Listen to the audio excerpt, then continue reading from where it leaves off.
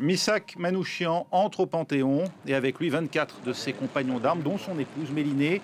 C'est dans quelques instants ce monument conçu à l'origine en tant qu'église et dans lequel la République a pris pour habitude d'accueillir la dépouille de ces illustres personnages. Aux grands hommes, la patrie reconnaissante, indique d'ailleurs la devise gravée sur son fronton. C'est en ces lieux qu'entreront ces 25 résistantes et résistants contre l'occupation de la France durant la Seconde Guerre mondiale. La cérémonie que nous allons suivre en direct avec Gérard Streff. Bonjour, merci d'être avec nous. Vous consacrez un livre aux époux Manouchian, Missak et Mélinée Manouchian, un couple en résistance aux éditions de l'Archipel. C'est la première biographie croisée les concernant. Absolument. Oui. Merci d'avoir accepté l'invitation de France 24. Je précise aussi que vous avez été correspondant à Moscou du journal L'Humanité, entre autres, et puis également un rédacteur en chef adjoint des magazines Révolution et Regard. Merci à nouveau pour votre présence parmi nous, ainsi qu'à Stéphanie Trouillard de la rédaction de France 24. Bonjour Stéphanie. Bonjour. Vous êtes entre autres un spécialiste chez nous des questions d'histoire contemporaine. Vous vous êtes intéressé de près à la Première et à la Seconde Guerre mondiale, raison pour laquelle vous êtes parmi nous en plateau et vous connaissez parfaitement aussi le parcours de ces résistants, dont Missak et Mélinée Manouchian. Cette cérémonie, elle a, vous le voyez sur ces images, débuté, puisque Emmanuel Macron est déjà présent, place du Panthéon, le président de la République qui passe en revue les troupes pour marquer le caractère combattant de ces personnalités qui rentrent au Panthéon, des honneurs militaires qui sont rendus au président de la République en amont donc de cette cérémonie. C'est en quelque sorte un préambule que vous voyez sur ces images avant le début effectif de cette cérémonie, place Edmond Rostand, c'est-à-dire dans la place qui se situe en bas de la rue Soufflot et devant donc le jardin du Luxembourg, avant la remontée de cette rue Soufflot vers le Panthéon lui-même et donc le lieu dans lequel seront entreposées la dépouille de Missak Manouchian et son épouse, et puis symboliquement la plaque qui marquera donc l'entrée effective dans la mémoire collective, dans ce temple de la mémoire collective de ces 25 résistantes et résistants. Voilà une cérémonie qui sera donc à suivre en direct pendant l'heure et demie qui vient. Tous francs-tireurs et partisans de la main-d'œuvre immigrée, il faut le rappeler, à travers eux, c'est la résistance étrangère et communiste à laquelle la France rend hommage aujourd'hui, Stéphanie Trouillard. Oui, puis comme on peut le voir sur ces images, je trouve ça particulièrement marquant. Là, on voit Emmanuel Macron qui tient un parapluie.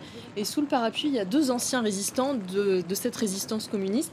Donc il y a Léon Landini, qui a fait partie des FTP de la main-d'œuvre immigrée.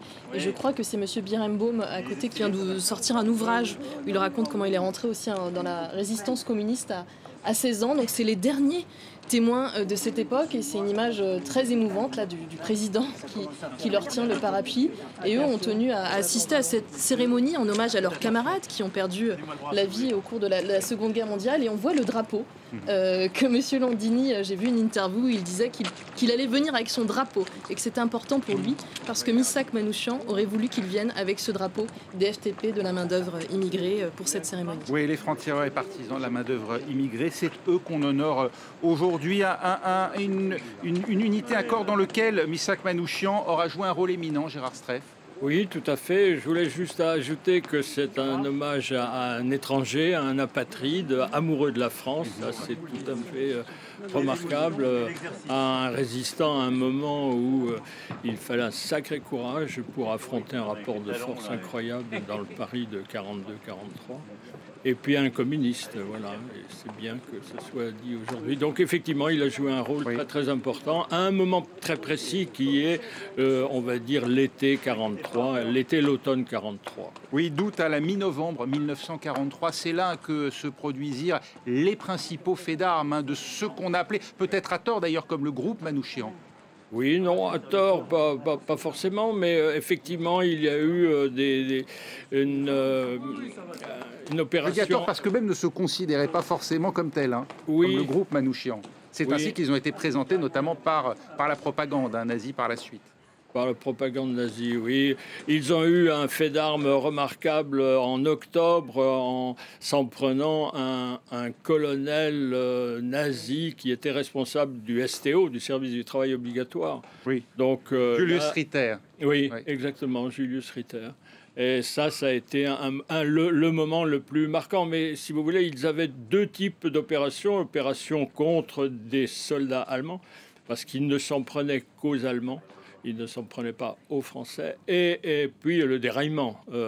Donc là aussi, ça demandait... Et vous voyez sur ces images, pardonnez-moi, mais le prédécesseur d'Emmanuel Macron à l'Élysée, le président François Hollande, qui lui-même avait présidé à l'entrée au Panthéon d'autres résistants. On s'en souvient à l'époque, cela avait été très largement commenté. Il y avait notamment Geneviève de Gaulle-Antonios, Germaine Tillon, Jean Zay, Pierre Brossolette. Mais à ce moment-là, donc, il n'y avait pas eu d'entrée de résistants communistes. Et déjà, ça avait fait une polémique à l'époque, parce qu'on n'avait pas fait rentrer de résistants communistes à ce moment-là. Donc il y a eu depuis de nombreuses années cette volonté de faire entrer enfin un résistant communiste au Panthéon. Qui complète effectivement les entrées, vous venez de le dire, hein, Pierre Brossolette, Jean Zay, Germaine Tillon, Geneviève de Gaulle-Antonios, et puis également Jean Moulin, bien sûr, en 1964. La boucle est bouclée d'une certaine manière. Et Joséphine Baker. Et Joséphine Baker, bien sûr, qui a joué un rôle éminent, bien entendu, elle aussi, dans la Résistance, qui elle aussi, d'ailleurs, n'était pas née en France, hein, née aux États-Unis, mais naturalisée juste avant la Seconde Guerre mondiale. C'est toute la différence avec aujourd'hui Missak Manouchian, qui s'est vu refuser à 2 reprises sa naturalisation. Exactement, à 2 reprises. La deuxième fois, c'est lorsqu'il était militaire dans le Morbihan. Le préfet du Morbihan a failli lui donner la nationalité, et puis l'actualité était tellement ailleurs qu'il n'a pas été... Oui. Et la première fois, donc en 1933, quand il a fait cette demande et qu'il a été refusé finalement parce qu'il était au chômage, et pour des raisons économiques, parce que pour non-intérêt pour la nation. Absolument, absolument. Et il dira son procès, s'adressant aux collabos dans la salle, vous avez hérité de la nationalité, nous l'avons méritée. Ce qui est une belle formule. Et il s'est rendu finalement français en signant notamment cette fameuse lettre, sa dernière lettre qu'il a écrite quelques heures avant d'être exécuté il y a 80 ans, jour pour jour, où il a signé, c'est très symbolique, Michel Manouchian, une façon aussi de se dire français à ce moment-là. Exactement. Et c'est donc dans l'enceinte de ce temple de la République que vont rentrer ces 2 cercueils qui vont remonter la rue Soufflot d'ici maintenant une quinzaine de minutes. Ce sera précédé d'abord d'un début de cérémonie, je vous le disais, qui aura lieu donc place Edmond Rostand, avant cette remontée de la rue Soufflot. Patrick Bruel notamment, qui devrait prononcer la lettre d'adieu qui est restée dans les mémoires de Missak Manouchian à sa femme Mélinée, car ils sont 2 aujourd'hui à faire leur entrée au Panthéon. On va entendre d'ailleurs ce que disait Mélinée Manouchian dans un instant. Vous voyez d'abord Emmanuel Macron et son épouse Brigitte Macron qui rentrent à leur tour, prennent place dans le Panthéon.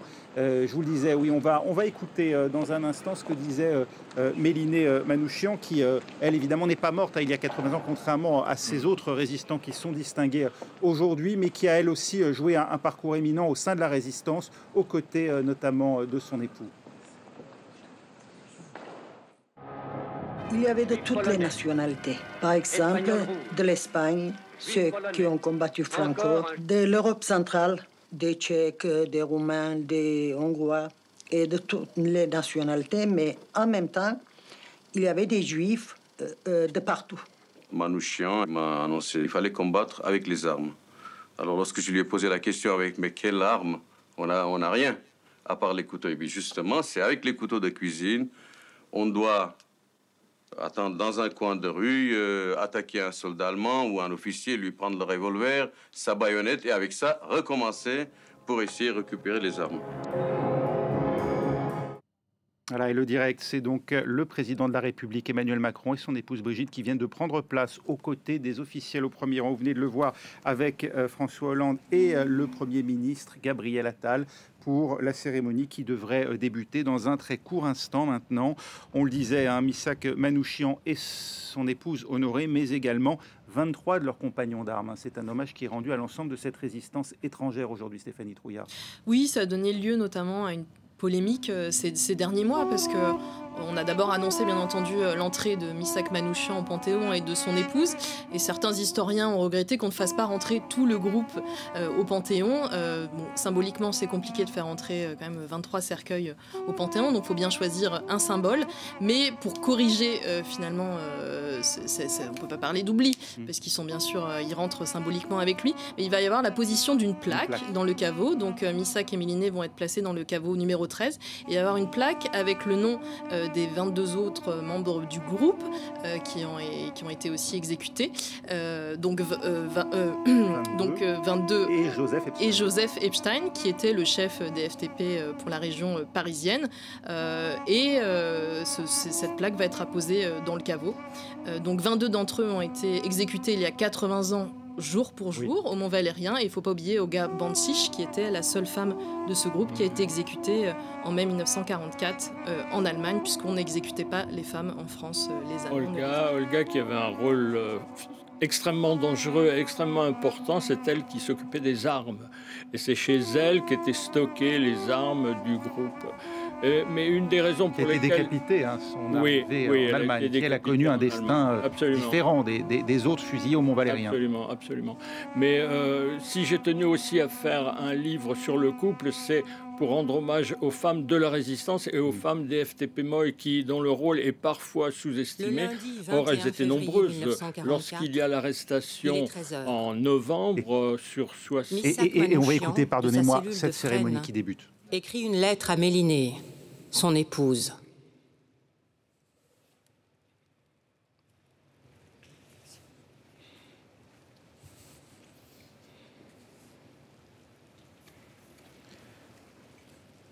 Ma chère Méliné, ma petite orpheline bien-aimée, dans quelques heures, je ne serai plus de ce monde. On va être fusillé cet après-midi à 15 h. Cela m'arrive comme un accident dans ma vie. Je n'y crois pas. Et pourtant, je sais que je ne te verrai plus jamais. Que puis-je t'écrire? Tout est confus en moi et bien clair en même temps. Je m'étais engagé dans l'armée de la libération en soldat volontaire et je meurs à 2 doigts de la victoire et du but.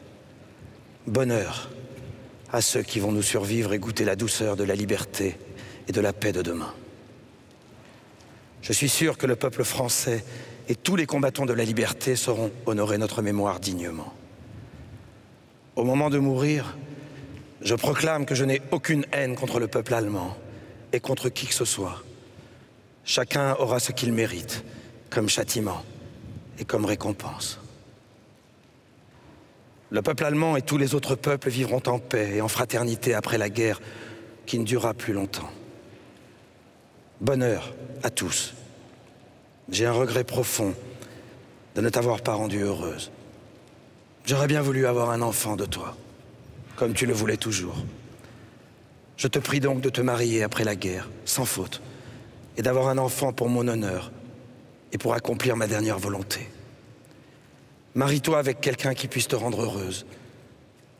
Tous mes biens et toutes mes affaires, je les lègue à toi, à ta sœur et pour mes neveux.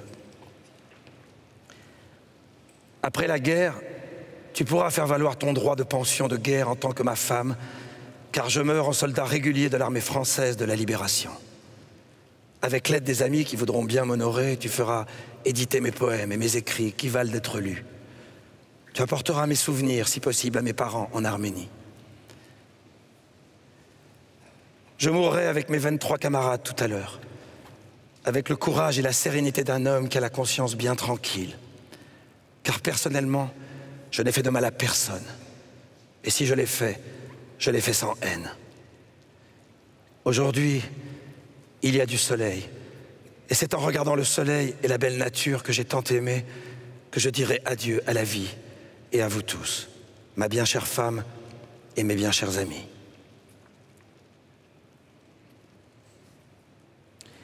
Je pardonne à tous ceux qui m'ont fait du mal ou qui ont voulu me faire du mal, sauf à celui qui nous a trahis pour racheter sa peau et ceux qui nous ont vendus.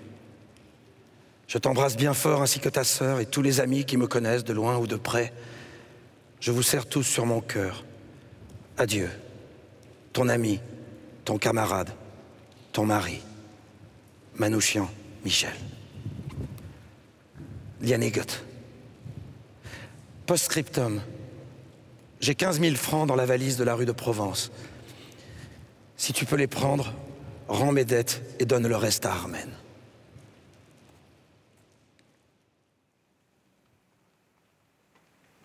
Le 21 février 1944, avec 21 de ses camarades, il est exécuté au Mont Valérien. Golda Banchik est envoyée en Allemagne pour être guillotinée. Le supérieur de Missak, Joseph Epstein, arrêté avec lui, est condamné à mort dans un autre procès et fusillé, lui aussi, au Mont Valérien.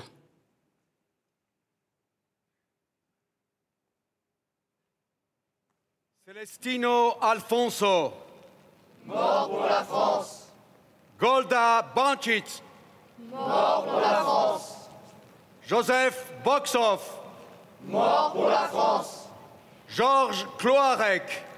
Mort pour la France. Rino de la Negra. Mort pour la France. Thomas Elek. Mort pour la France. Joseph Epstein. Mort pour la France. Maurice Fingelschwag. Mort pour la France. Spartaco Fontano. Mort pour la France. Jonas Geduldig. Mort pour la France. Emmerich Glass. Mort pour la France. Léon Goldberg. Mort pour la France. Slama Zivak. Mort pour la France. Stanislas Kubacki. Mort pour la France. Cesare Lucarini. Mort pour la France. Misak Manouchian. Mort pour la France. Armenak Arpen Manoukian. Mort pour la France. Marcel Reimann. Mort pour la France. Roger Rouxel. Mort pour la France. Antoine Salvadori. Mort pour la France. Willy Shapiro. Mort pour la France. Amadeo Useglio. Mort pour la France. Wolf Waschbrot. Mort pour la France. Robert Wichitz. Mort pour la France.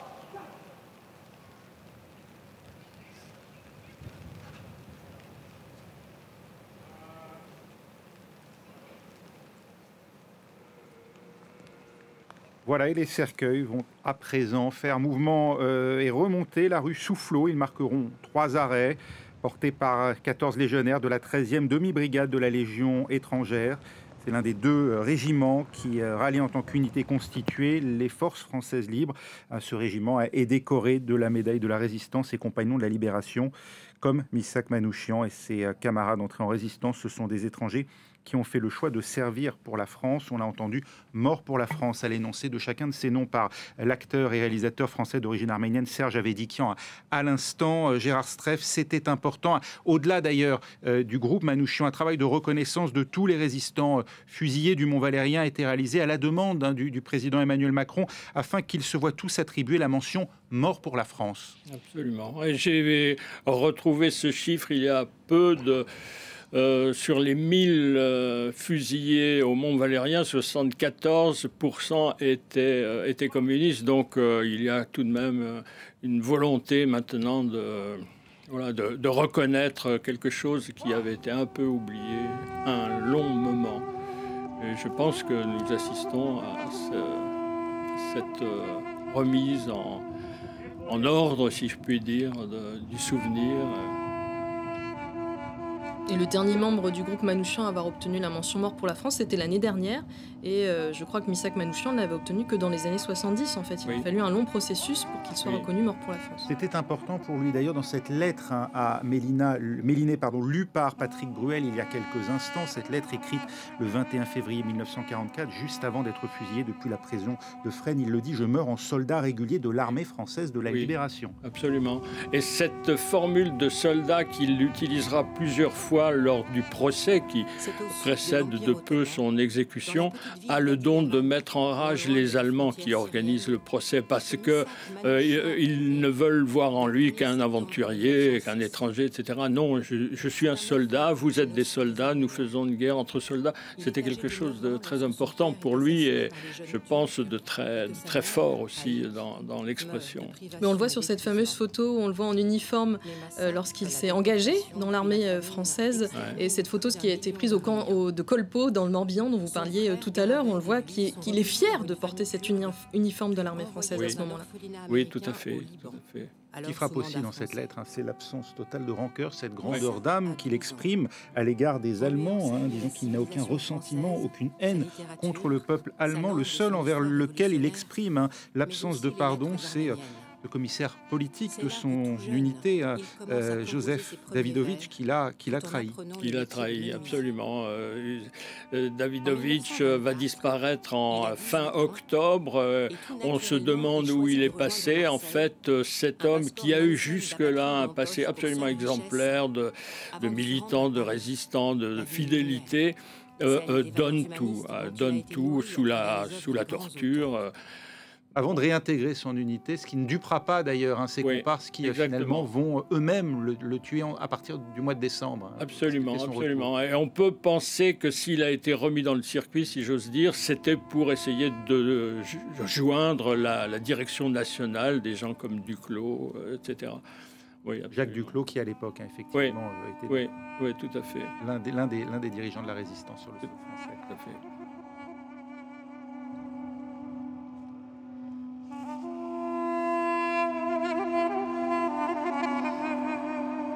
Voilà, et ces cercueils portés par ces légionnaires de la 13e demi-brigade de la Légion étrangère marqueront 3 arrêts sur leur parcours le long de cette rue Soufflot, Stéphanie Trouillard. Oui, donc il y a ces légionnaires, mais il y a aussi la présence de ces jeunes, en fait. C'est ce qui marque au cours des dernières cérémonies d'entrée au Panthéon, c'est qu'on intègre beaucoup les jeunes.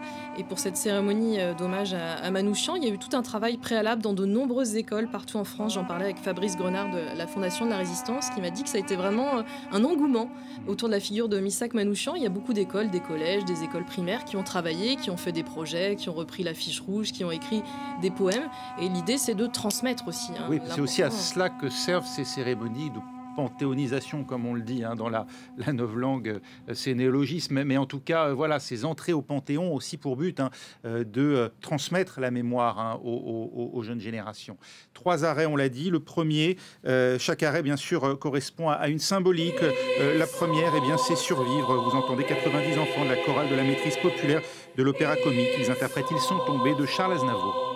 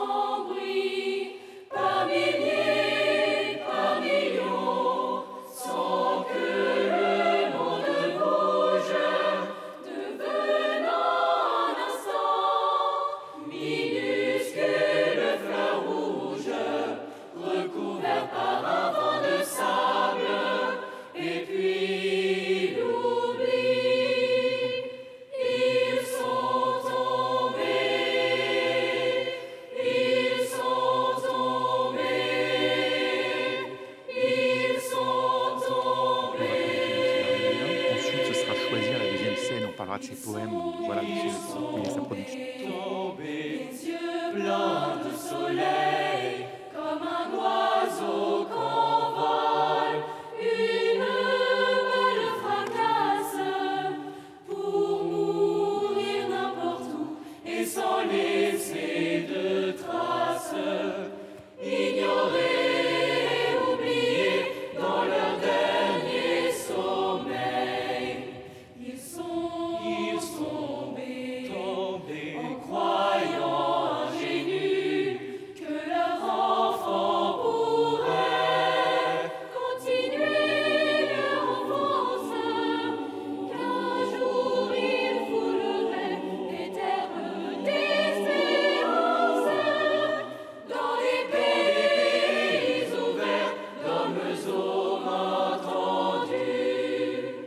Moi je suis de ce peuple qui dort sans sépulture, qui a choisi de mourir sans abdiquer sa foi, qui n'a jamais baissé la tête sous l'injure, qui survit malgré tout et qui ne se plaint pas. Ils sont tombés pour entrer dans la nuit éternelle des temps.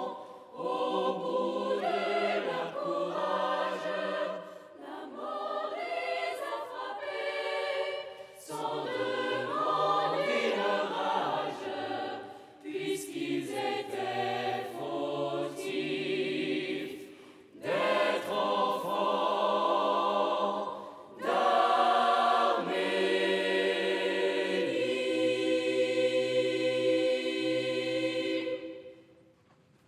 Et c'est donc Ils sont tombés de Charles Aznavour, cette chanson qui a été choisie pour incarner cette première scène, le long du passage de ces deux cercueils de Missak et Mélinée. Donc vous le voyez, Manouchian, qui vont reprendre leur parcours à présent. Ils sont tombés de Charles Aznavour, ce n'est pas anodin. On va évoquer le rôle qu'a joué Charles Aznavour, qu'a joué la famille Aznavour dans le parcours de Missak et Mélinée Manouchian. Mais d'abord peut-être le thème de cette chanson. Ils sont tombés sur le génocide arménien. Le génocide arménien, Missak Manouchian en est un rescapé. C'est un orphelin du Oui. génocide, de même que Mélinée. Lui, Deux drames auront marqué sa vie finalement, le génocide Oui. arménien et puis un Oui, deuxième génocide, la Seconde Guerre mondiale. Être né sous le signe du génocide et ensuite, oui, absolument. Il avait 9 ans au moment du génocide, elle en avait 2. Ils seront pris en charge par des associations arméniennes, fort heureusement, et mis dans des orphelinats, un orphelinat catholique pour lui, un orphelinat protestant pour elle. C'est là, dans cette Ce qui est devenu depuis le Liban d'ailleurs. Oui, exactement, exactement. C'est un peu dans la région de Beyrouth. Oui. Et là, il se familiarise avec la culture française et il deviendra vite amoureux de la langue française, des mots français. Enfin, voilà. Et le rôle donc de la famille Aznavour, non pas Charles lui-même, mais ses parents qui ont notamment abrité, caché Mélinée. Oui, qui étaient très liés à Mélinée et à Missak, qui ont vu grandir le petit Charles, notamment quand il a commencé à faire ses premiers concerts, ses premiers tours de chant. Et ce sont eux qui ont effectivement caché Mélinée après l'arrestation de Missak Manouchian. Et pour revenir sur le génocide arménien, c'est aussi un événement fondateur pour Missak Manouchian, parce qu'à l'âge de 9 ans, comme vous le disiez, il a vu aussi son père mourir les armes à la main, parce que son père a résisté donc contre les Turcs à ce moment-là. Et je pense que c'est quelque chose aussi de fondateur dans son esprit, de résister aussi. Absolument. Et donc le papa était paysan et les parents de Mélinée, c'était plutôt la petite bourgeoisie de la capitale d'Istanbul. Il était à la direction de la poste d'Istanbul, mais exécuté également comme... C'est à Paris qu'ils vont se rencontrer en 1934 et puis très rapidement, eh bien, ils vont se marier. 1936, Missak Manouchian épouse Mélinée à Sadourian. Absolument. Voilà le parcours du cercueil qui se poursuit avec dans un instant une deuxième scène. Choisir, 4 comédiens liront des textes des carnets de Missak Manouchian, car c'est aussi cela, hein, Manouchian, le parcours d'un homme, d'un ouvrier menuisier devenu tourneur à son arrivée en France, autodidacte, mais qui également, au contact notamment de la communauté intellectuelle arménienne, s'est beaucoup intéressé à la littérature française, s'est rendu assidûment à la bibliothèque Sainte-Geneviève au point de devenir lui-même poète. Tout à fait. Et il était poète, il a une envie de poésie très très tôt. On raconte que déjà à l'orphelinat, il écrivait des petits poèmes qui étaient très efficaces. Et puis surtout, cet amour de la France, voilà, ce rêve de la France et de la culture française. Donc il est, un de ses livres de chevet sera Romain Rolland, qui était un pacifiste. Et on peut peut-être faire une filiation entre le Romain Rolland qu'il a lu et ce qu'il dit sur Je meurs sans haine. Oui, le Jean-Christophe de voilà. Romain Rolland. Exactement. On écoute d'ailleurs hein, ces comédiens, notamment Céline Samy, ex-sociétaire de la Comédie Française, Serge Bogdassarian, Lisa Toromanian et François Ferroletto qui lisent à présent ces extraits des carnets de Missak Manouchian. Avec lesquels les cœurs se tiennent chauds. Dans le miroir, en vain, je m'efforce de mettre un sourire sur mes lèvres désolées pour être l'ami du chant de la rue. Je regarde, troublé, ce moment qui tombe sur la roue de l'année. Autour de moi, on dirait que chaque chose vieillit. Mon âme, ce soir, est une mer en furie. Le vent dément de la vie bat en vain dans la voile ruinée de mes pensées.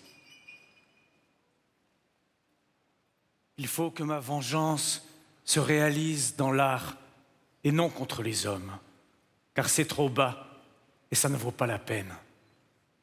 La vie est trop courte. Il ne faut pas perdre de temps avec des passions stériles. Aujourd'hui, c'est le premier jour du congrès antifasciste qui se tient dans la salle Pleyel, où je suis également envoyée comme déléguée parmi 3500 délégués qui représentent des millions d'ouvriers. Ils sont venus pour dialoguer, débattre et décider des moyens par lesquels il faut combattre le fascisme. J'ai le désir infini d'entrer dans les rangs du Parti communiste et de me consacrer à la lutte sociale. Le Congrès m'a laissé une étrange impression et m'inspire le fort désir d'écrire un poème dans lequel la lumière lutte contre les ténèbres. Un grand poème germe dans mon esprit, dont le thème va être la souffrance de l'esprit. Les pans de la nuit sont tombés en silence sur la taille nue de la Méditerranée, enivrée de soleil. Telle la coupole arrondie du temps, le ciel constellé est descendu sur la mer dans l'horizon illimité. Et comme le bateau, toujours sur sa lancée, au plus profond nocturne de la mer, captif de l'étendue mystérieuse, comme l'écume qui, dans une course folle, jaillit à l'arrière. Mes pensées me suivent et mon âme, enfiévrée, avance. J'ai laissé derrière moi mon enfance au soleil, nourrie de nature, et ma noire condition d'orphelin, tissée de misère et de privation. Je suis encore un adolescent ivre d'un rêve de livres et de papier. Je m'en vais, mûrir par le labeur de la conscience et de la vie. Le désir est infini et semblable à cette mer illimitée, inexplicable, comme le mystère insondable des ténèbres. Je désire jouir de la lumière, de la sagesse et de l'art et du vin et arracher dans le grand combat de la vie de précieux lauriers. Indispensable comme l'alimentation quotidienne, je dois chaque jour nourrir ma pensée et mon âme de savoir et de poésie pour ne pas être brûlé dans ma vie quotidienne, pour me renforcer, me fabriquer une cuirasse face au combat social de chaque jour, pour affronter et me tenir le front haut devant le sévère et implacable juge qu'est ma conscience. Je me libère relativement de ce combat quand je parle avec mes plus grands et plus sincères amis qui sont mes livres.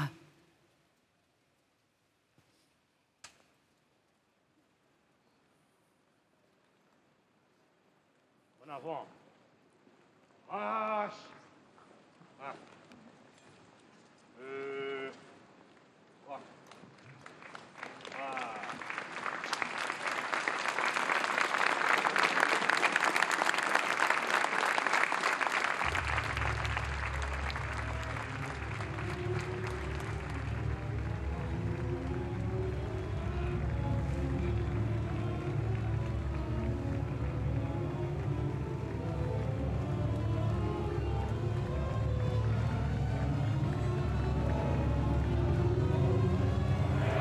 Au moment des émeutes fascistes du 6 février 1934, Missak Manouchian... Et le cortège, donc, ces deux cercueils portés par ces 14 légionnaires de la 13e demi-brigade de la Légion étrangère reprennent leur avancée en direction du Panthéon avant un tout dernier arrêt, une dernière scène dans un instant. Sur le thème de résister, vous entendrez 90 enfants de la chorale de la maîtrise populaire de l'opéra comique interpréter la complainte du partisan, à ne pas confondre avec le chant des partisans qui sera ensuite entonné à l'arrivée place du Panthéon dans la complainte du partisan, écrite à Londres en 1943 par Emmanuel Dastier de la Vigerie, diffusée à la BBC et destinée à la France occupée, car c'est bien effectivement la résistance qui est aujourd'hui honorée à travers ces 25 figures. Bien sûr, Missak et Méliné Manouchian, mais également 23 de leurs compagnons d'armes. On vient de l'entendre à l'instant, ces poèmes de Missak Manouchian sous le thème de choisir, car il a bien choisi de sortir de ce déterminisme, lui qui est né dans un pays, une région du monde en proie à l'époque à un génocide, qui a dû fuir, arriver orphelin en France, ouvrier, qui d'une certaine manière s'est extrait de sa condition ouvrière pour tenter effectivement de d'abord s'élever à la culture française, qui n'était pas sa culture de naissance, et également au goût des lettres. Et on l'a entendu effectivement à travers ces extraits de ces carnets, qui n'étaient d'ailleurs pas tous des poèmes, mais également cette lettre qui a été lue plus tôt dans cette cérémonie par Patrick Bruel. Ce goût des mots, c'est véritablement ce qui marquait les différentes facettes de la personnalité de Missak Manouchian, et qui en fait définitivement, on peut le dire, Stéphanie Trouillard, un personnage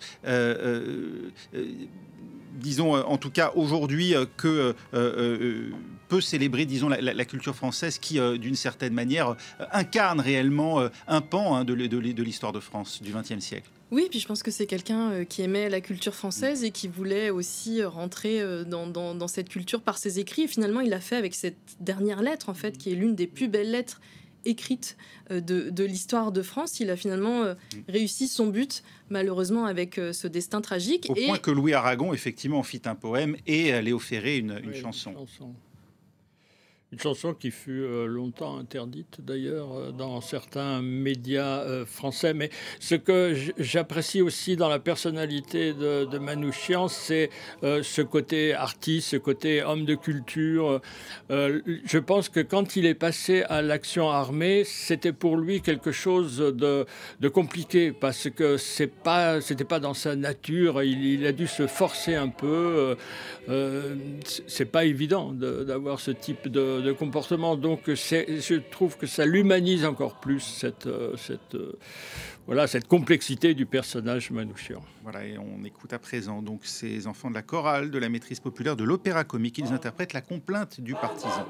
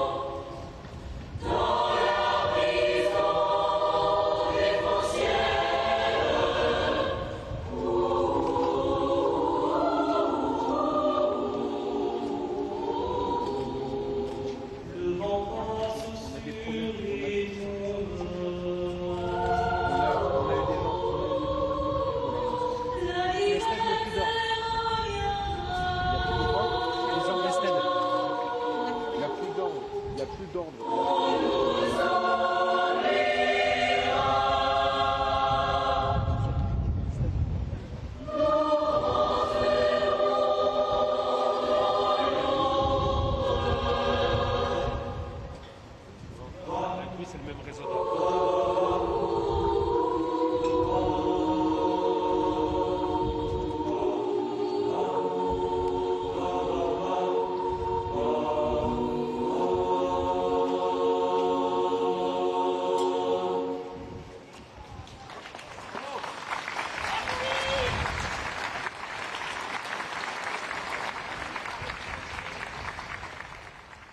Voilà, et donc ce sont à nouveau ces enfants de la chorale de la maîtrise populaire de l'opéra comique, ceux-là même qui, lors de la première scène Survivre, avaient interprété la chanson Ils sont tombés de Charles Aznavour, qui viennent, vous l'entendez, d'interpréter La complainte du partisan, une chanson écrite à Londres en 1943 par Emmanuel Dastier de la Vigerie et diffusée à l'époque sur la BBC à destination de la France occupée. C'est ainsi que la résistance de l'étranger s'adressait aux Français. Je rajouterais par Anna Marly aussi, c'est important, celle qui a composé la musique, elle était d'origine russe, et c'est aussi celle qui a composé le chant des partisans qu'on va écouter juste après. Avec des paroles de Joseph Kessel. Et Maurice Druon. Eh oui. Donc la complainte du partisan, c'est un chant qui est moins connu, mais qui est aussi très fort, et qui a aussi été repris par Léonard Cohen, qui en avait fait une interprétation très puissante aussi, très forte. Voilà, et donc la procession se poursuit en direction cette fois de la place du Panthéon. On est tout près maintenant de l'entrée dans le Panthéon qui sera précédé effectivement du chant des partisans qu'on va entendre dans un instant. Et puis il y aura également l'affiche rouge qui sera interprétée, alors non pas par Léo Ferré bien sûr, mais par Feu Chatterton, mais ce sera effectivement la chanson écrite par... à l'époque par Léo Ferré. Peut-être quelques instants, car on n'aura pas tellement le temps de le faire par la suite, mais il y a effectivement autour de cette cérémonie, on le sait, une polémique, celle de la présence de Marine Le Pen du Rassemblement national pour une cérémonie censée honorer les résistants de l'étranger et communistes. Vous-même, Gérard Streff, ça vous a choqué? Oui, choqué. Je trouve ça indécent et insultant. Parce qu'en vérité, c'est tout de même l'extrême droite qui a dirigé la France de 1939 à 1945. Ce sont ses ancêtres. Même si Marine Le Pen dit ne pas s'inscrire dans cet héritage. Oui, d'accord, mais elle dit beaucoup de choses. Et puis les brigades spéciales qui ont démantelé, les brigades françaises qui ont démantelé les FTP-Boy étaient largement noyautées par l'extrême droite, des gens qui par idéologie adhéraient. Donc non, c'est insultant. C'est insultant tout. Et les familles, les descendants, voilà, on l'ont rappelé au cours des derniers jours, notamment Gilles Dufaux, qui est le fils de Joseph Epstein, qui a trouvé assez insupportable la présence de Marine Le Pen à cette cérémonie pour les raisons que vous avez rappelées. Voilà, c'est dit.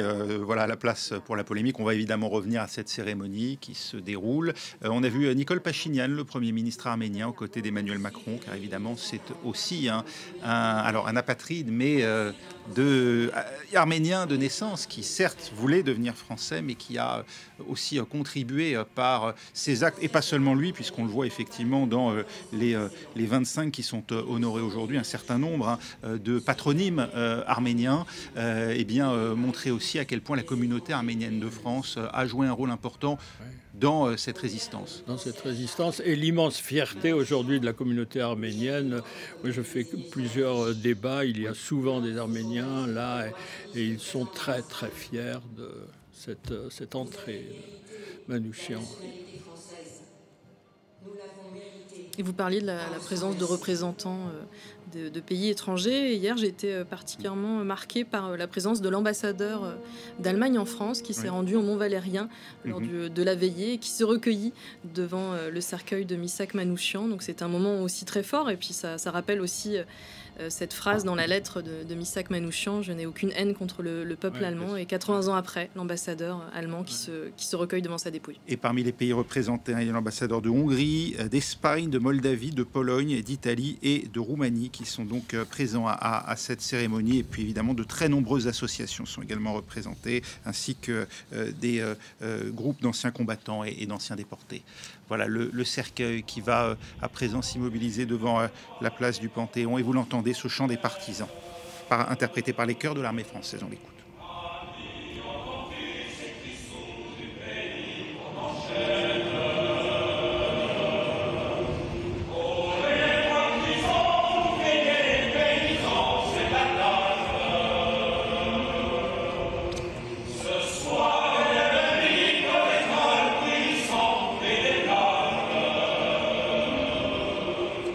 Montez de la ville, descendez, écoliers.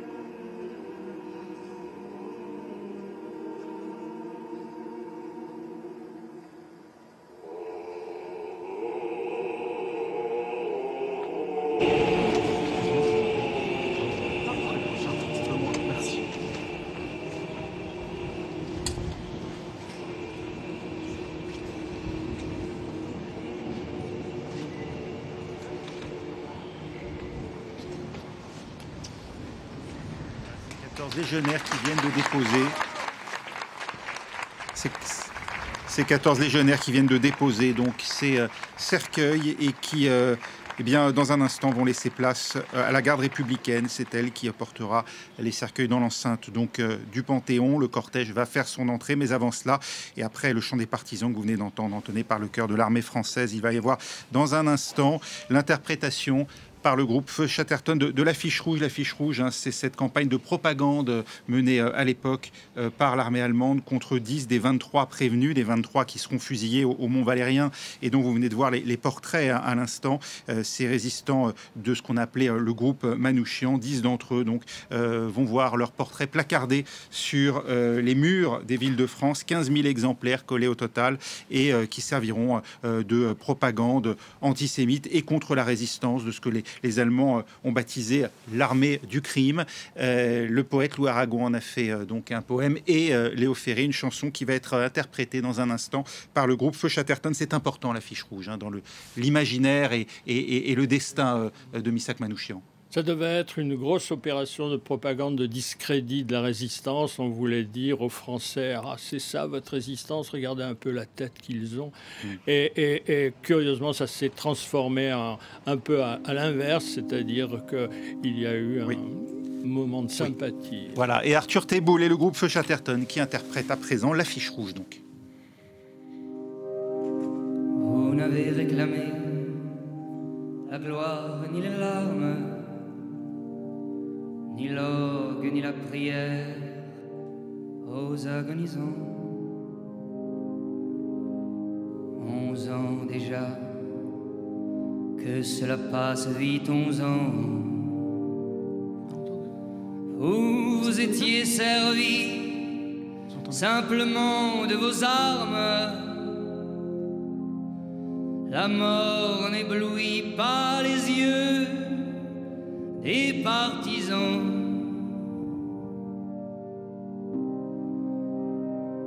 Vous aviez vos portraits sur les murs de nos villes, noirs de barbe et de nuit, hirsutes menaçants. L'affiche qui semblait une tache de sang, parce qu'à prononcer vos noms sont difficiles. Il cherchait un effet de peur sur les passants.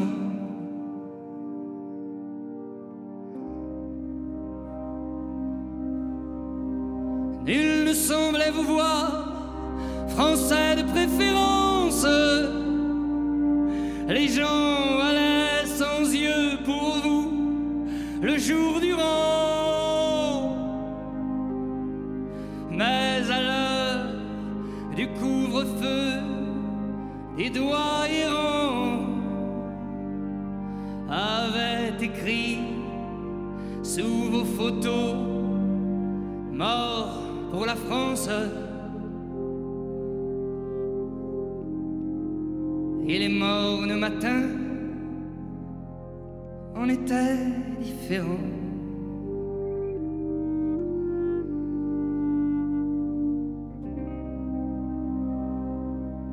Tout avait la couleur uniforme du givre. À la fin février, pour vos derniers moments, c'est alors que l'un de vous dit calmement: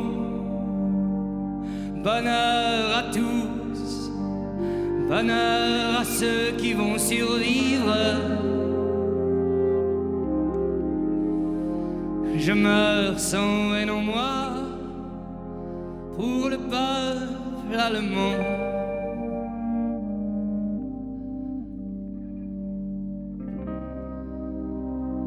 Adieu la peine et le plaisir, adieu les roses, adieu la vie, adieu la lumière et le vent. Marie-toi, sois heureux, et pense à moi souvent.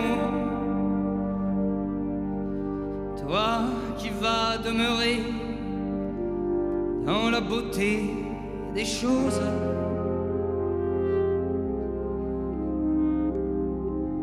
Quand tout sera fini, plus tard, en y rêvant.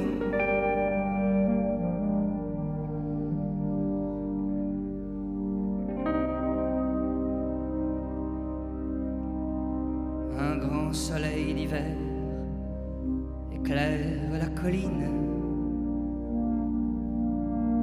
Que la nature est belle et que le cœur me fend. La justice viendra sur nos pas triomphants. Ah, mon amour, ma Mélinée, mon orpheline.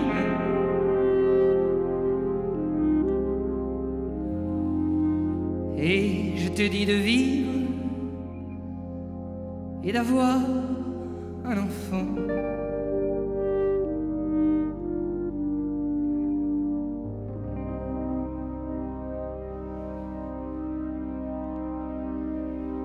Ils étaient 23 quand les fusils fleurirent. 23 qui donnaient leur cœur avant le temps. 23 étrangers et nos frères pourtant. 23 amoureux de vivre à en mourir.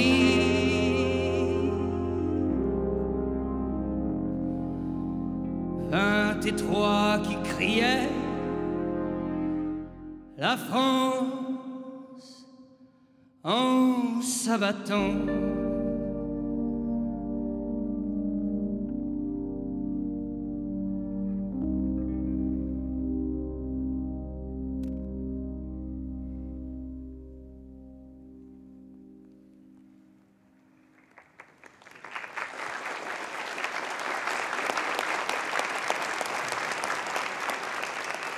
Voilà cette chanson, l'affiche rouge composée par Léo Ferré, interprétée par le groupe Feu Chatterton, qui reprend les termes de la dernière lettre de Missak Manouchian à son épouse Mélinée, Stéphanie Trouillard. Oui, une interprétation bouleversante. Feu Chatterton joue cette chanson depuis 2021 lors de ses concerts. Et c'est vrai que c'est une chanson qui est connue, mais c'est aussi un moyen de la transmettre à la nouvelle génération, parce que c'est un groupe contemporain, et de continuer à la faire vivre.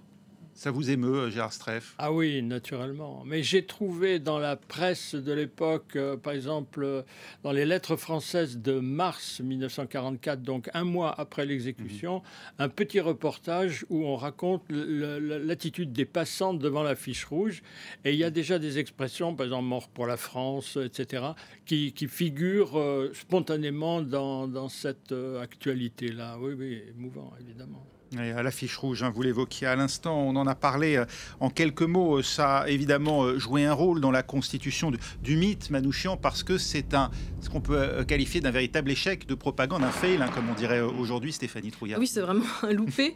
Ils ont voulu en faire les marqueurs de la menace des étrangers, des juifs, des communistes, et c'est devenu des héros grâce à cette affiche. Et c'est à présent une autre symbolique par image qui est projetée sur la façade du Panthéon. La vie de Missak Manouchian, résumée en 4 grandes facettes. Il y a d'abord l'enfance arménienne, c'est tout de suite. Ils sont tombés en croyant ingénus que leurs enfants pourraient continuer leur enfance, qu'un jour ils fouleraient des terres d'espérance dans des pays ouverts d'hommes aux mains tendues.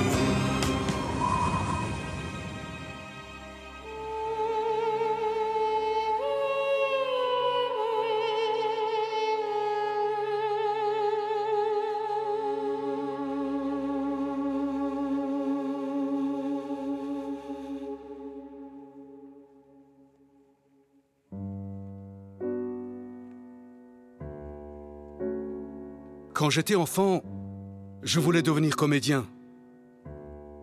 Mais la vie a fait de moi un poète esseulé.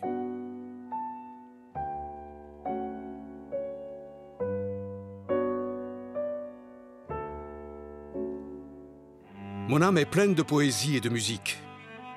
La musique de Bach est comme le cours d'un fleuve. Elle est mon meilleur remède lorsque mon âme souffre de maux inconnus.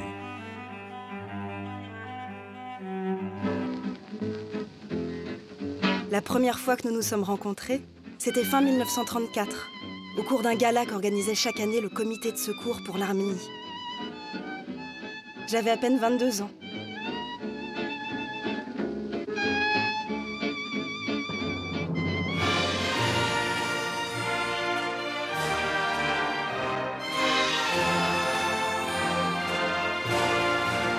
Du lundi jusqu'au samedi pour gagner des radis.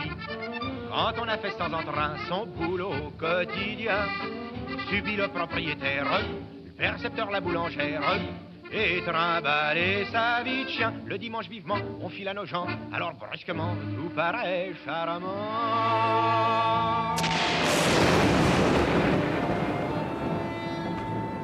Il est 1h du matin, je suis fatigué.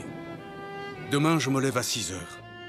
Je te serre avec douceur dans mes bras et je t'enivre de mes baisers. Force à ton âme et à ton corps. Ton Manouche.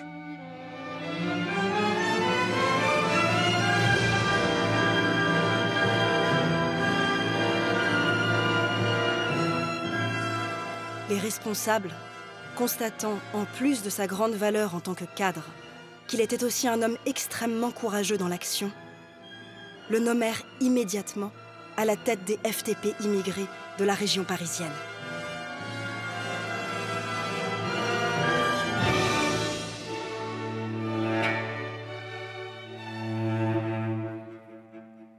Une rage de tigre longtemps enchaînée féconde mon âme et durement la forge pour la grande tempête qui doit éclater.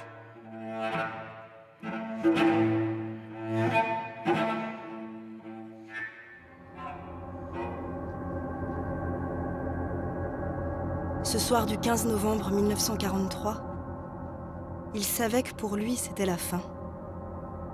Il m'a serré dans ses bras et je sentais qu'il tremblait. Il tremblait. Il tremblait au plus profond de lui. Le lendemain, quand je me suis réveillée, il était plus de 7 heures.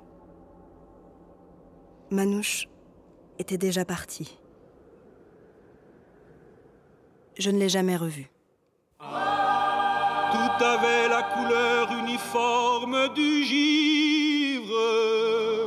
À la fin février, pour vos derniers moments. Et c'est alors que l'un de vous dit calmement: bonheur à tous, bonheur à ceux qui vont survivre. Je meurs sans haine en moi pour le peuple allemand.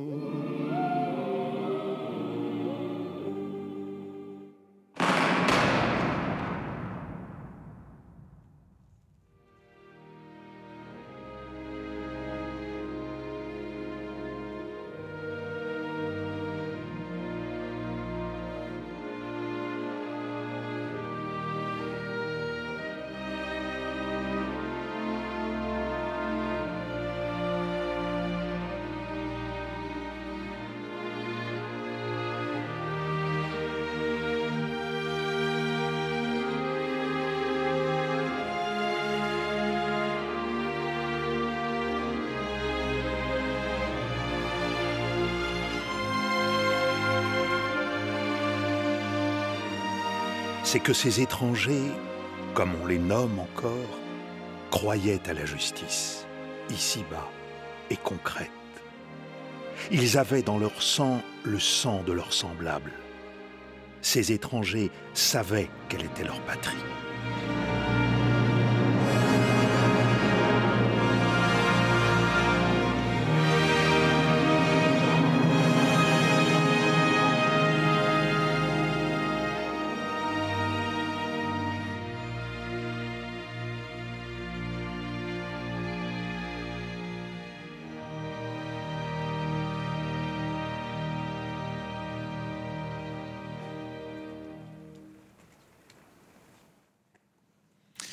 Et les grandes étapes de la vie de Missak Manouchian qui viennent d'être développées à travers ces projections sur la façade du Panthéon, ce qui permet aussi de mieux connaître ce qui a été le parcours de ce grand résistant, méconnu, il faut le dire aussi, du grand public.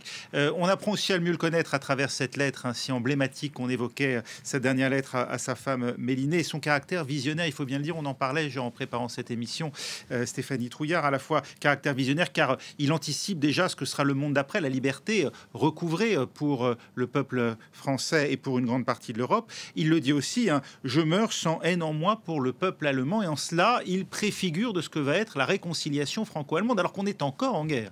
Oui, on mesure sa grandeur d'âme d'écrire ces mots quelques heures avant d'être fusillé.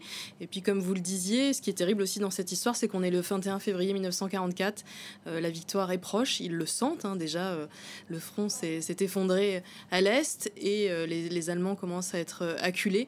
Donc, ces résistants meurent un petit peu à la dernière heure avant la libération. Et c'est ce que exprime aussi Missak Manouchian dans sa dernière lettre. Alors, il y a eu ce qu'on appelait les résistants de la 23e heure, ceux qui se sont déclarés résistants au tout dernier moment, et puis il y a ceux qui ont véritablement commis ces actes de bravoure au péril de leur vie, comme Missak Manouchian et ses 23, 24 même compagnons d'armes, en incluant Mélinée Manouchian, et qui eux, malheureusement vont mourir à la 23e heure. C'est tout le drame de tout à fait. De leur parcours. Je regardais la belle mise en scène je ferai une petite remarque, c'est pas la Gestapo qui arrête ces pauvres résistants, c'est la police française, et ça c'est quand même un élément important oui, les brigades spéciales. Les brigades spéciales de la police française, vous avez tout à fait raison. C'était encore un clan particulier. Mais si les Allemands avaient été seuls, ils n'auraient jamais pu dépister ces résistants parisiens qui étaient suffisamment bien planqués, bien. Donc, avec, il faut le dire, la dénonciation de l'un des leurs, qu'on évoquait tout à l'heure, Joseph Davidovich. Oui, tout à fait. C'est la garde républicaine à présent qui élève les deux cercueils qui vont donc faire leur entrée dans l'enceinte du Panthéon. Vous l'entendez sous cet air, à l'ouverture des portes sur le morceau Grunk, l'oiseau d'Arménie, interprété par la violoncelliste Astrig Siranossian. Et vous parliez des résistants étrangers et des résistants de la dernière heure. Ce qu'il faut noter aussi, c'est que beaucoup de résistants étrangers sont rentrés en résistance très tôt. Je pense notamment à Boris Vildé, qui était d'origine russe, qui était à la tête du réseau du Musée de l'Homme. Ils sont rentrés très tôt en résistance aussi parce qu'ils avaient déjà résisté auparavant. Il y a ces hommes espagnols qui ont combattu dans les brigades internationales, il y a ces Italiens qui étaient antifascistes, il y a ces Juifs qui connaissent aussi le péril qui a déjà eu les pogroms dans les pays de l'Est. Donc il faut noter aussi que ce sont des résistants aussi pour beaucoup de la première heure. Oui, dans le cas d'ailleurs des communistes, il y a cette véritable difficulté, à la fois la guerre civile espagnole qui les engage, mais aussi il y a le pacte germano-soviétique qui va poser un réel problème de conscience, Gérard Streff. Il posera aucun problème de conscience à Manouchian, parce que Manouchian est persuadé que dans les années 30, il fallait un accord entre Londres, Paris et Moscou, que Londres et Paris feront tout pour qu'il n'y ait pas d'accord. Donc quand Moscou signera un accord avec Berlin, il trouvera que c'est normal. Donc pour lui, ça n'a posé absolument aucun problème de conscience. Il le dira. Mais vous avez raison, ces années 30 pour ces résistants sont souvent des années de guerre. Guerre interne en Allemagne, guerre d'Espagne, etc. Donc certains ont 30 ans, mais déjà des années et des années d'expérience derrière eux. Oui. Et c'est important, vous parliez des âges, là, de ce qu'on a vu, les portraits qui sont affichés sur le Panthéon aussi, de voir ces âges. Donc il y en avait qui avaient 30 ans, certains qui avaient participé à la guerre d'Espagne, mais aussi ces jeunes qui ont 18, 19 ans, 23 ans. Thomas Selleck, il était lycéen à Louis-le-Grand, pas très loin d'ici. Donc ce sont des jeunes aussi qui se sont engagés, qui avaient la vie devant eux et dont la vie a été brisée par la guerre et qui ont fait le sacrifice ultime. On mesure effectivement le courage qu'il leur a fallu. La garde républicaine qui entre donc dans le Panthéon et qui va déposer les cercueils au centre de la nef dans un instant.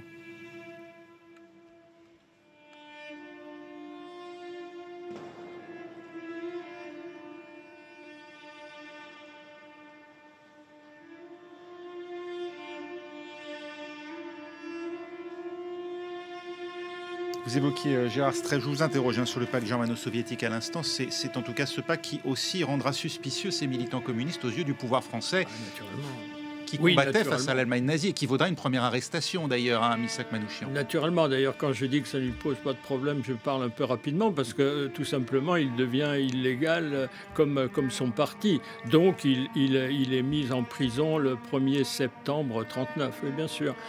Et pour répondre à cet emprisonnement, il va demander à entrer dans l'armée française, ce qui lui sera accordé. Mais on ne le mettra pas au front qui n'existe d'ailleurs pas à ce moment-là. Et il sera mis dans le Morbihan. Bon, il va vivre plusieurs mois dans le Morbihan. Comme instructeur, en fait. C'était quelqu'un aussi, il faut le rappeler aussi, qui aimait beaucoup le sport. Il avait commencé à pratiquer le sport dans cet orphelinat au Liban. Et donc, il a été instructeur sportif pour les jeunes recrues à ce moment-là, à Kolpo, dans le Morbihan. Exactement. Les portes se referment dans l'enceinte du Panthéon. Nicole Pachinian, le Premier ministre arménien, aux côtés d'Emmanuel Macron pour cet hommage, le chef de l'État français, dans un instant, qui prononcera un discours en hommage donc à Missak Manouchian et aux 24 résistants honorés aujourd'hui à ses côtés. Oui, on note que l'accent est mis vraiment sur tous les hommes et la femme du groupe avec ces visages qui se sont affichés sur le Panthéon. Je pense que la polémique est close à ce niveau-là. Ce sont ces Missak et Méniné qui rentrent physiquement, mais accompagnés de tous leurs camarades. Oui, absolument.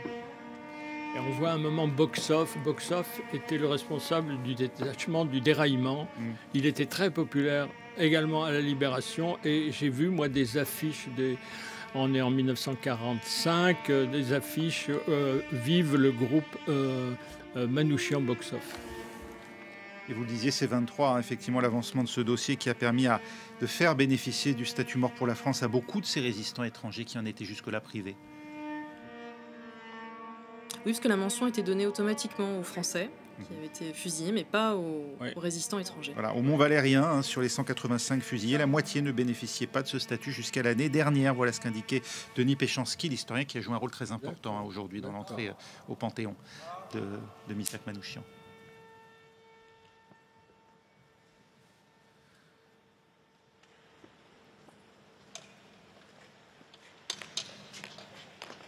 Président de la République qui va donc prononcer à présent un discours.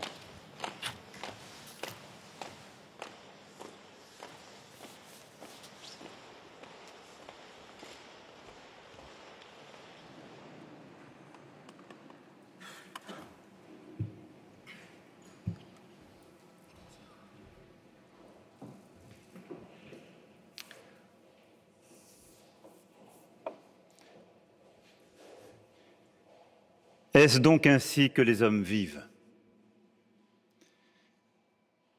Des dernières heures, dans la clairière du Mont Valérien, à cette montagne Sainte-Geneviève, une odyssée du XXe siècle s'achève.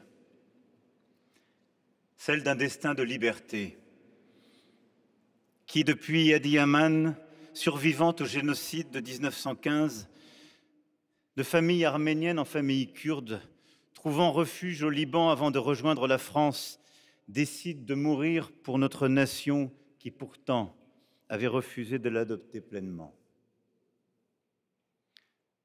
Reconnaissance en ce jour d'un destin européen, du Caucase au Panthéon, et avec lui, de cette internationale de la liberté, de l'amour et du courage. Oui, cette odyssée, celle de Manouche et de tous ses compagnons d'armes, est aussi la nôtre, odyssée de liberté et de sa part ineffaçable dans le cœur de notre nation. Reconnaissance en cette heure de leur part de résistance, 6 décennies après Jean Moulin. Est-ce ainsi que les hommes vivent? Oui, s'ils sont libres. Libre, Missak Manouchian l'était quand il gravissait la rue Soufflot, en fixant ce panthéon qu'il accueille aujourd'hui, libre. Sur les bancs de la bibliothèque Sainte-Geneviève, à quelques mètres d'ici, découvrant notre littérature et polissant ses idéaux, libre avec Baudelaire, dans le vert paradis qui avait le goût de son enfance, dans une Arménie heureuse, celle des montagnes, des torrents et du soleil, libre avec Verlaine, dont les fantômes saturniens croisaient les siens, son père, Kevork, tué par les armes des soldats ottomans sous ses yeux d'enfant. Sa mère, Vartoui, morte de faim, de maladie, victime du génocide des Arméniens, spectres qui vont hanter sa vie. Libre, libre avec Rimbaud, après une saison en enfer, souvenir partagé avec son frère Garabed. Mais voici les illuminations, les lumières, celles qu'un instituteur de l'orphelinat au Liban lui enseigna. Éveil à la langue, à la culture française.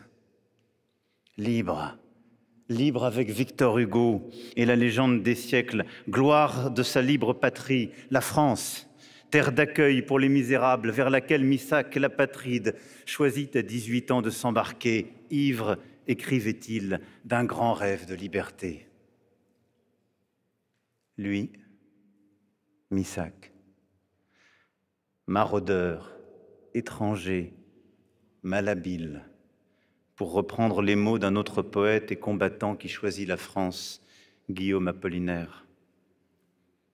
Étranger, orphelin, bientôt en deuil de son frère tombé malade et pourtant à la tâche, ouvrier chez Citroën, quai de Javel, licencié soudain, tremblant si souvent, et de froid et de faim. Est-ce ainsi que les hommes vivent? Ainsi, le soir, après l'usine, Missak Manouchian étudie. Ainsi, sous les rayonnages de livres, Missak Manouchian traduit les poètes français en arménien. Ainsi écrit-il lui-même, mots de mélancolie, de privation, brûlés du froid des hivers parisiens, mots d'espoir aussi rendus plus chauds par la fraternité des exilés, par la solidarité de la diaspora arménienne, par le foisonnement d'art et de musique, des revues et des cours en Sorbonne. Poète et révolté. Quand les ligues fascistes défilent en 1934 au cœur de Paris, Missak Manouchian va revivre sous ses yeux le poison de l'ignorance et les mensonges raciaux qui précipitèrent en Arménie sa famille à la mort. Est-ce donc ainsi que les hommes vivent? Non. Alors Missak Manouchian embrasse l'idéal communiste. Convaincu que jamais en France on n'a pu impunément séparer République et Révolution. Après 1789, après 1793, il rêve l'émancipation universelle pour les damnés de la terre. Et c'est ainsi que Missak Manouchian s'engage contre le fascisme, au sein de l'internationale communiste et bientôt à la tête d'une revue, Zangou, du nom d'une rivière d'Arménie. Espoir du Front populaire, enthousiasme pour les brigades internationales, les républicains espagnols, Missak s'engage. Et c'est ainsi que Missak Manouchian trouve l'amour. Mélinée. Mélinée, enfant du génocide des Arméniens comme lui. Mélinée, protégée par l'amitié de ses logeurs, les Aznavourians, parents de Charles, 10 ans alors, déjà chanteur. L'amour, malgré le dénuement. Ignorer le passé, conjuguer le futur, l'amour fou. Je vous parle d'un temps que ces gens de 20 ans, Missak et Mélinée, ont tant aimé connaître.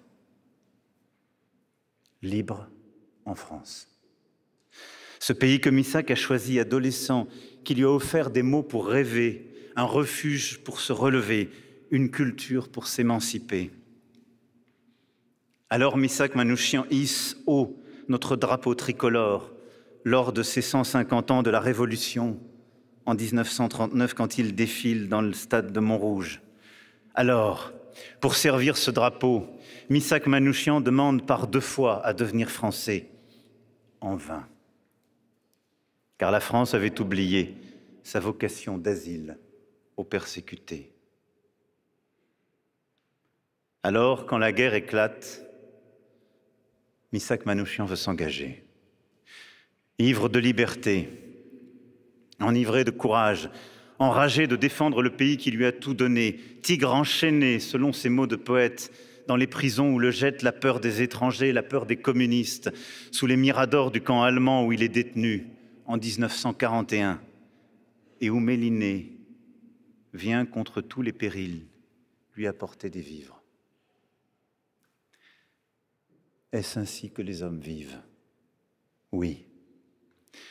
Au prix du choix délibéré, déterminé, répété de la liberté. Car dans Paris occupé, Missak Manouchian rejoint la résistance communiste au sein de la main-d'œuvre immigrée, la MOI. Il se voulait poète, il devient soldat de l'ombre. Plongé dans l'enfer d'une vie clandestine, une vie vouée à faire de Paris un enfer pour les soldats allemands, guerre psychologique pour signifier à l'occupant que les Français n'ont rien abdiqué de leur liberté. Encore, toujours, ivre d'un grand rêve de liberté, Missak Manouchian prend tous les risques. Lui qui aime aimer se résout à tuer. Comme ce jour de mars 1943 où il lance une grenade dans les rangs d'un détachement allemand. Est-ce ainsi que les hommes rêvent? Oui, les armes à la main. Et d'autres sont là, à ses côtés, parce qu'ils sont chassés de la surface du monde et ont décidé de se battre pour le sol de la patrie. Parce que nombre d'entre eux sont juifs et que certains ont vu leurs proches déportés.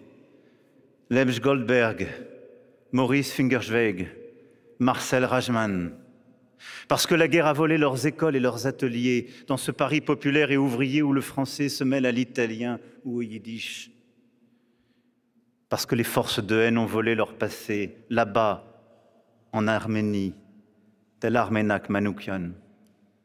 Parce que ce sont les femmes qui veulent œuvrer pour l'avenir de l'homme, comme Méliné, comme la Roumaine Golda Bančić et comme tant d'autres.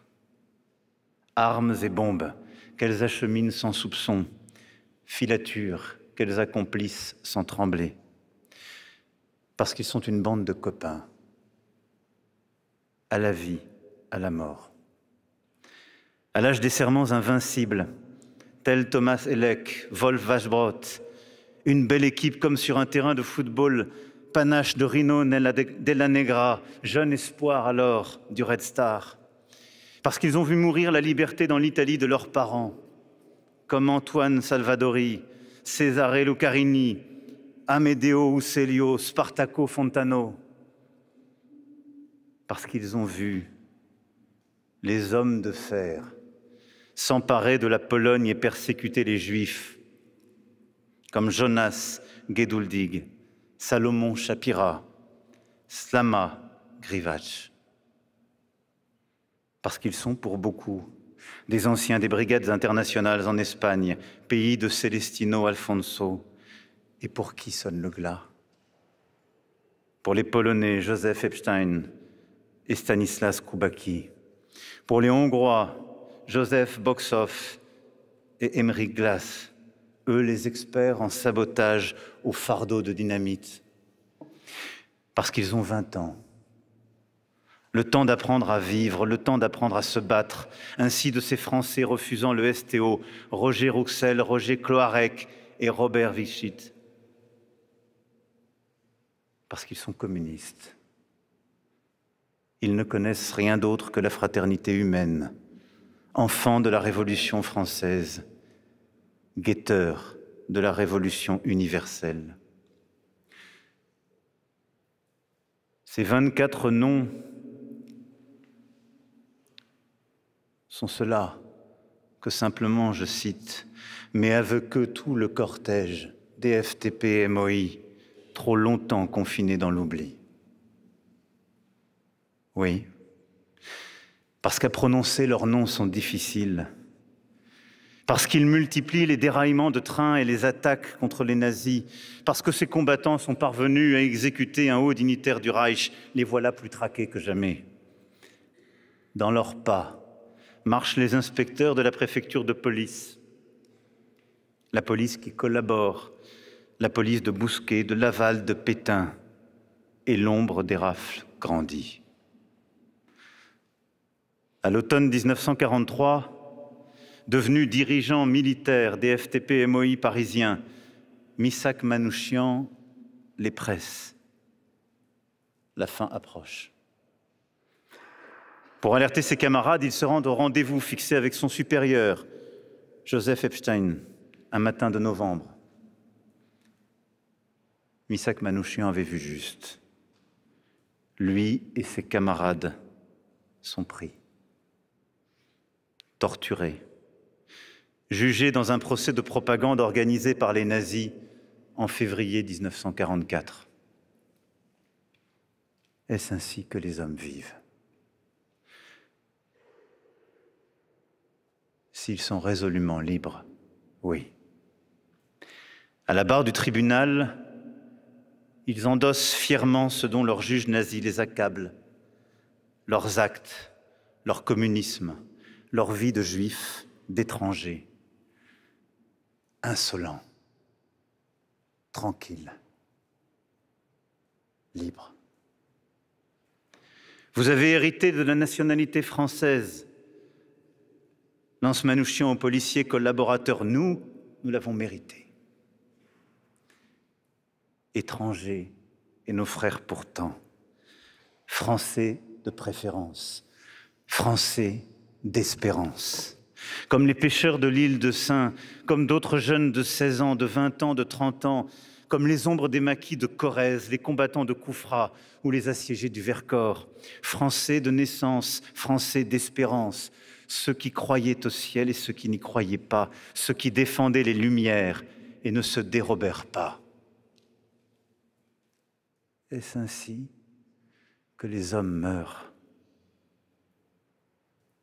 Ce 21 février 1944, ceux-là affrontent la mort. Dans la clairière du Mont Valérien, Missak Manouchian a le cœur qui se fend. Le lendemain, c'est l'anniversaire de son mariage avec Mélinée. Ils n'auront pas d'enfants, mais elle aura la vie devant elle. Il vient de tracer ses mots d'amour sur le papier. Amour d'une femme jusqu'au don de l'avenir. Amour de la France jusqu'au don de sa vie. Amour des peuples jusqu'au don du pardon. Aujourd'hui, il y a du soleil. Missak Manouchian est à ce point libre et confiant dans le genre humain qu'il n'est plus que volonté. Volonté d'amour. Délié du ressentiment, affranchi du désespoir, certain que le siècle lui rendra justice comme il le fait aujourd'hui, que ses bourreaux seront défaits et que l'humanité triomphera. Car qui meurt pour la liberté universelle a toujours raison devant l'histoire. Est-ce ainsi que les hommes meurent? En tout cas, les hommes libres. En tout cas, ces Français d'espérance. Je ne suis qu'un soldat qui meurt pour la France. Je sais pourquoi je meurs. Et j'en suis très fier. Ces mots seront ceux de l'Espagnol Celestino Alfonso, juste avant l'exécution. Et ce 21 février 1944, ce sont bien 22 pactes de sang versés, scellés entre ses destins et la liberté de la France. Pactes scellés par le sang du sacrifice. Un peu avant, Avec la force que leur laissent les mois de torture, ils ont crié « À bas les nazis, vive le peuple allemand !» Conduits au poteau, 4 par 4, les yeux bandés, sauf ceux qui le refusent, tombés, les corps déchiquetés en 6 salves. Tombés. Comme tombera fusillé en avril au Mont Valérien Joseph Epstein, qui sous la torture ne donnera aucun nom, pas même le sien, démontrant jusqu'au bout son courage. Tombé. Comme tombera, tranché, la tête de Golda Banchik, exécutée en mai à l'abri des regards dans une prison de Stuttgart. Tombés. Ils sont tombés et leurs bourreaux voulurent les exécuter à nouveau par la calomnie et la propagande. Celle de cette affiche rouge qui voulait exciter les peurs et qui ne fortifia que l'amour. Car les vrais patriotes reconnurent dans ce rouge, le rouge du tricolore, le rouge des premiers uniformes des soldats de 14, le rouge des matas de Valmy, le rouge du sang versé pour la France, sur lequel miroite toujours une larme de bleu, un éclat de blanc. Est-ce ainsi que les hommes, par-delà la mort, survivent? Ils débordent l'existence par la mémoire, par les vers d'Aragon, par les chansons, celles de Léo Ferré et de tant d'autres, mémoire portée fidèlement par Arsène Tchakarian, ancien des FTP-MOI, ou par Antoine Bagdikian, l'un et l'autre dévoués à honorer d'un même élan la résistance des Arméniens et la résistance des Juifs en France, portée par tant de passeurs inlassables. C'est ainsi que les hommes survivent. C'est ainsi que les grands hommes en France vivent pour l'éternité. Entrent aujourd'hui au Panthéon 24 visages parmi ceux des FTP, MOI. 24 visages parmi les centaines de combattants et otages fusillés comme eux dans la clairière du Mont Valérien et qui tous, désormais, sont reconnus comme morts pour la France. Oui, la France de 2024 se devait d'honorer ceux qui furent 24 fois la France, les honorer dans nos cœurs et dans notre recueillement. Dans l'esprit des jeunes Français venus ici pour songer à cette autre jeunesse passée avant elle, étrangère, juive, communiste, résistante, jeunesse de France, gardienne d'une part de la noblesse du monde. Missak Manouchian, vous entrez ici en soldat avec vos camarades, ceux de l'affiche du Mont Valérien, avec Golda, avec Joseph et avec tous vos frères d'armes, morts pour la France. Vous rejoignez avec eux les résistants au Panthéon. L'ordre de la nuit est désormais complet. Missak Manouchian, vous entrez ici toujours ivre de vos rêves. L'Arménie délivrée du chagrin, l'Europe fraternelle, l'idéal communiste, la justice, la dignité, l'humanité, rêves français, rêves universels. Missak Manouchian, vous entrez ici avec Méliné, en poète de l'amour heureux. Amour de la liberté, malgré les prisons, la torture et la mort. Amour de la France, malgré les refus et les trahisons. Amour des hommes, ceux qui sont morts et ceux qui sont à naître. Aujourd'hui, Ce n'est plus le soleil d'hiver sur la colline. Il pleut sur Paris. Et la France reconnaissante vous accueille. Missak et Mélinée, destin d'Arménie et de France, amour enfin retrouvé. Missak, les 23, et avec eux tous les autres, enfin célébrés.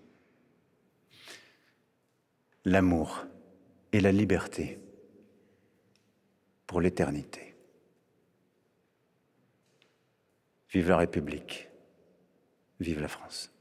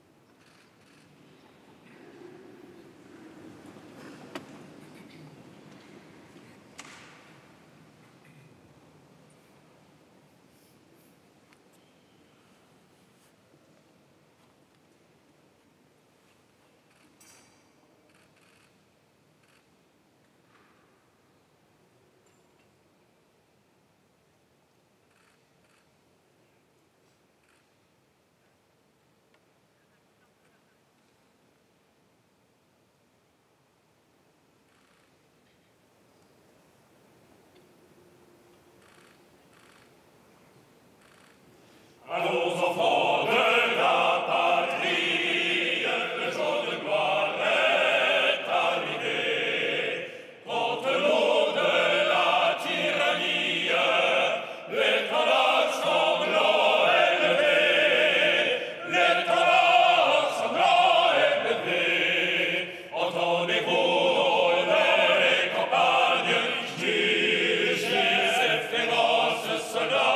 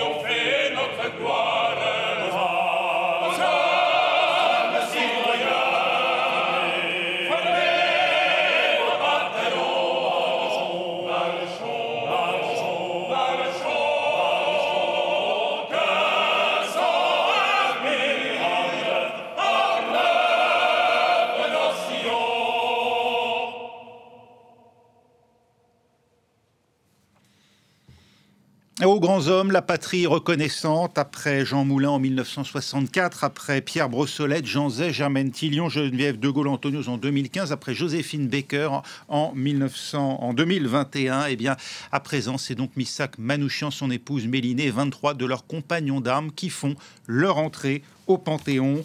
L'ordre de la nuit est désormais complet, a dit Emmanuel Macron. La France de 2024 se devait d'honorer ceux qui furent 24 fois la France, pour donc rappeler qu'ils avaient mérité toute leur place d'être Français, ceux qui étaient, comme l'a dit le chef de l'État, des Français d'espérance. Stéphanie Trouillard.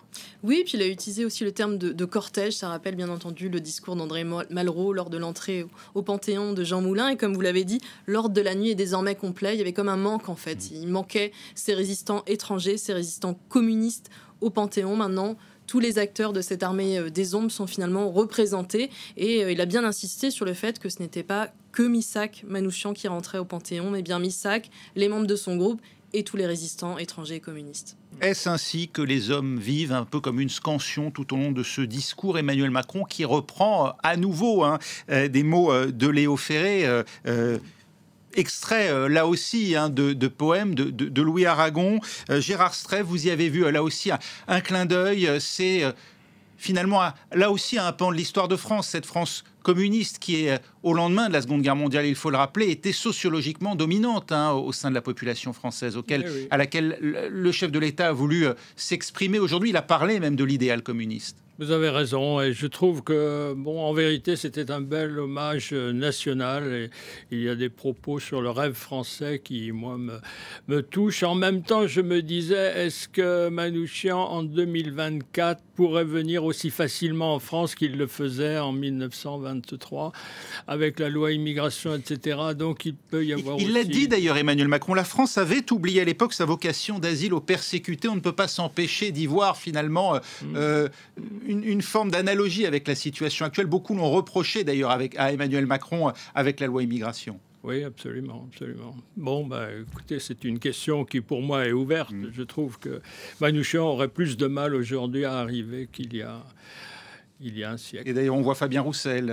Et on voit surtout le fils de Joseph Epstein, donc c'est Georges Dufaux Epstein, et on sent son émotion parce que son père est aussi reconnu, parce que son nom va figurer sur cette plaque dans le caveau au Panthéon. D'accord. Et c'est ainsi que s'achève sur France 24 cette retransmission d'entrée au Panthéon de Missak et Mélinée Manouchian et 23 de leurs compagnons d'armes. Merci à vous de l'avoir suivi avec nous. Merci à Stéphanie Trouillard de nous avoir accompagnés tout au long de cette journée mémorielle, comme on a l'habitude de le dire maintenant, à chacune de ces grandes cérémonies nationales. Merci à Gérard Strève d'avoir été avec nous pour cette occasion. Je rappelle le titre de votre livre, Gérard Strève, qui s'affiche là sur votre écran, Missak et Mélinée Manouchian, un couple en résistance. Je précise avec d'ailleurs une préface de Didier Deninx. Je précise qu'il s'agit encore une fois de la seule biographie croisée de Missak et Mélinée Manouchian, un couple indissociable, comme l'a rappelé d'ailleurs Emmanuel Macron à l'instant. C'est aux éditions de l'Archipel. Merci d'avoir été avec nous. Merci à vous. Et merci à vous tous d'avoir suivi cette cérémonie. Restez avec nous. Prochain journal sur France 24 dans un gros quart d'heure.